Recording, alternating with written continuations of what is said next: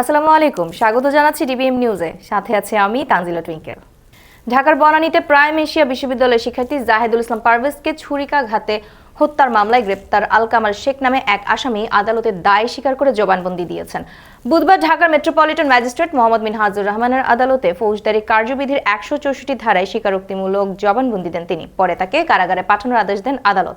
আদালত সূত্রে জানা গেছে, রিমান্ড চলাকালীন আসামি কামাল স্বেচ্ছায় স্বীকারোক্তি দিতে সম্মত হন। পরে মামলার তদন্তকারী কর্মকর্তা বনানী থানার পরিদর্শক AK মঈনউদ্দিন তার জবানবন্দি রেকর্ড করার আবেদন করেন। আবেদনের পরিপ্রেক্ষিতে আদালত তার জবানবন্দির রেকর্ড শেষে কারাগারে পাঠানোর আদেশ দেন। একই দিন এই মামলায় বৈষম্য বিরোধী ছাত্র আন্দোলন বনানী থানা কমিটির যুগ্ম সদস্য সচিব মোহাম্মদ হৃদয় মিয়াজির 7 দিনের রিমান্ড মঞ্জুর করেন আদালত। শুনানি শেষে ঢাকার অতিরিক্ত মেট্রোপলিটন ম্যাজিস্ট্রেট মোহাম্মদ সানাউল্লাহর আদালতে এই রিমান্ড মঞ্জুর করেন।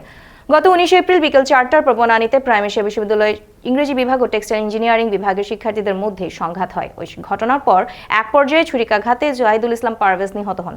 এই ঘটনার পরের দিন 20 এপ্রিল পারভেজের ফুফাতো ভাই হুমায়ুন কবির বাদী হয়ে বনানী থানায় মামলা করেন। মামলায় বিশ্ববিদ্যালয়ের আইন ও ইংরেজি বিভাগের 3 ছাত্র মাহাথি মেহরাব, আবুজর গিফারি সহ 8 জনকে এজাহার নামিয়েও আসামি করা হয়। এছাড়া অজ্ঞাতনামা আরও 20-30 জনকে আসামি করা হয়েছে এই মামলায়। এতক্ষণ সাথে থাকার জন্য ধন্যবাদ। ডিবিএম নিউজের আপডেট পেতে ফেসবুক পেজ ও ইউটিউব চ্যানেলে চোখ রাখুন।